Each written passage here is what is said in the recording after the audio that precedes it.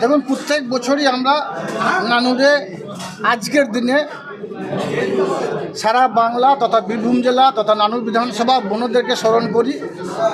আজকে নানুর যুব তৃণমূল কংগ্রেসের পক্ষ থেকে নানুর বিধানসভা 17টা গ্রাম পঞ্চায়েতের যারা ধারক এবং বাহক তাদের সকলকে নিয়ে আমার নানুর বিধানসভার আমার ভাতৃপতি, আমার ছায়াসঙ্গী বিধানচন্দ্র মাঝি, এখানকার বিধায়ক, নানুর পঞ্চায়েত সমিতির সভাপতি, বোলপুর শ্রীনিকেতন পঞ্চায়েত সমিতির সভাপতি, এখানকার 17টা গ্রাম পঞ্চায়েতের প্রধান, অঞ্চল সভাপতি শুরু করে প্রত্যেকটি বুথ সভাপতি এবং বীরভূম জেলার বিভিন্ন প্রান্ত থেকে আমার যারা সহকর্মী জেলা পরিষদের সদস্যরাও এখানে এসেছিলেন আমাদের সকলকে ভাইফোঁটা দেওয়ার জন্য।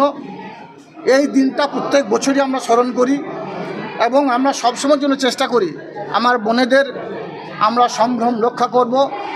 বোনেরা যেন একটা এরিয়া থেকে একটা এরিয়া যাওয়ার ক্ষেত্রে কোনো দিকে কোনো বাধার সম্মুখীন হতে না হয়, তারা যেন স্বাধীনতার সঙ্গে চলাফেরা করতে পারে।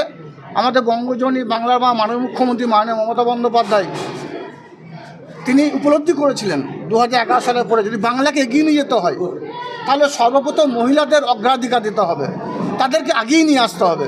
তার জন্য তিনি একের পর এক জনমুখী প্রকল্প বাস্তবায়িত করেছেন।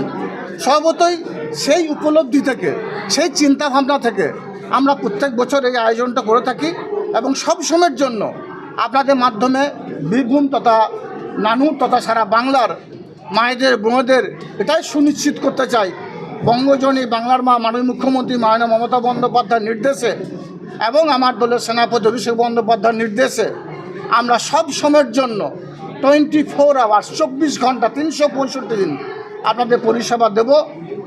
এবং আজকের দিনে এই ভাইফোঁটার দিনে সারা বাংলার বিভিন্ন প্রান্তে, গ্রাম থেকে গ্রামান্তরে, দেশ থেকে দেশান্তরে যে সকল বোনেরা আমার আছে তাদের সকলকে প্রীতির শুভেচ্ছা, ভালোবাসা, আশীর্বাদ এবং সেনাশী জানাচ্ছি আপনাদের মাধ্যমে।